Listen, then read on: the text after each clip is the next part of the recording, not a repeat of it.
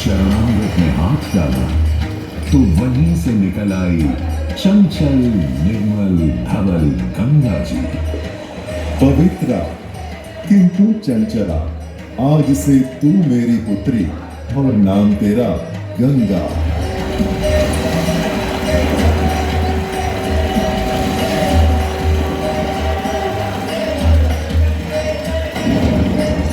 उधर कुछ समय बाद सतयुग में इक्ष्वाकु कुल के सूर्यवंशी राजा सगर ने सारे संसार को जीतने के लिए एक अश्वमेध यज्ञ का संकल्प किया।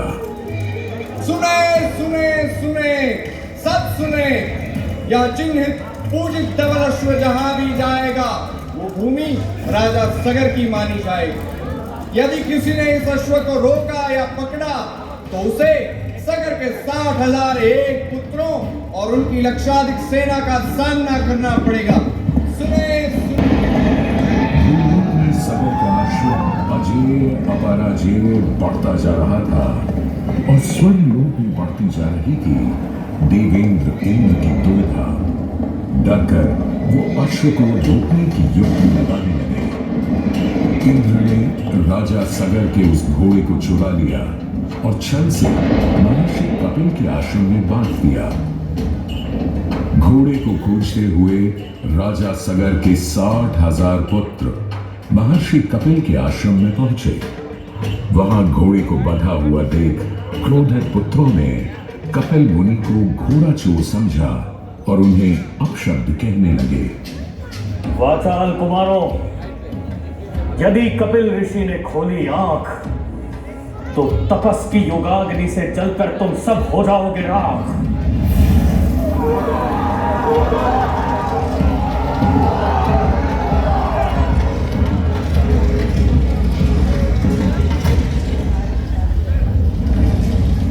उधर सगर थे चिंतित।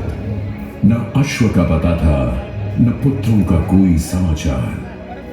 पिता का दुख देख पुत्र अंशुमन चल पड़े खोज पर। जब महर्षि कपिल के आश्रम पहुंचे तो देखा अश्व को और साथ ही अपने 60,000 भाइयों की भस्म को। महर्षि से की क्षमा याचना और पूछा तर्पण का उपाय। तुम्हारे भाई थे घमंडी, अविवेकी और अभिमानी। भस्म कर दिया उन्हें मैंने जो उन्होंने मेरी नहीं मानी। गंगा जल, केवल गंगा जल ही दे सकता है मुक्ति उन्हें जो भस्म हुए तुम्हारे परिजन। अंशुमन को अपने भाइयों के तर्पण के लिए गंगा को लाने का बहुत मन था, किंतु किसी को राजधर्म भी तो निभाना था और राज भी चलाना था।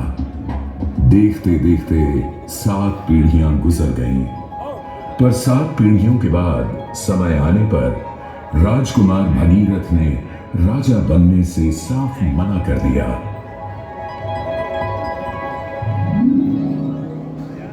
क्षमा कीजिए, क्या ये आवश्यक है कि राजा का बेटा ही राजा बने? मैं पहले तपस्या करूं और फिर ब्रह्मा से गंगा को मांग कर पृथ्वी पर ले आऊं और फिर उनके पावन पवित्र जल से अपने 60,000 पूर्वजों का तर्पण करूं। पल दिन वर्ष बदले, ऋतुओं की हवा बदली, नदियों के किनारे बदले, किंतु नहीं बदला भगीरथ का संकल्प गंगा उतरा।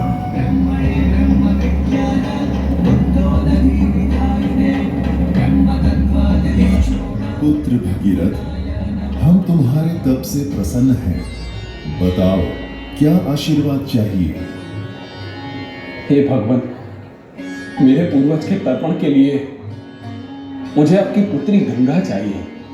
तथास्तु, किंतु यदि गंगा स्वर्ग से सीधे धरती पर गिरी तो पृथ्वी को चीरते हुए गंगा सीधे पाताल में पहुंच जाएगी। इसलिए तुम भगवान शिव शंकर को मनाओ ताकि गंगा जब स्वर्ग से नीचे उतरे तो वो उसे अपनी जटा में थाम ले।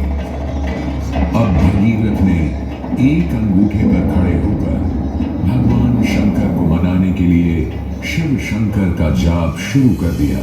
जय मन भावन जय पतित पावन शोक नशावन शिव शंभो विपद विहारम अधम उदाहरण सत्य सनातन शिव शंभो सहज वचन हर जल जन वर धवन वरण शिव शंभो। मांग लो पुत्र, कोई भी वर मांग लो आज। हे प्रभु, जब गंगा स्वर्ग से धरती पर गिरे तब आप बीच में उन्हें अपनी जटाओं में साध लें, नहीं तो पूरी पृथ्वी नष्ट हो जाएगी। बस इतनी सी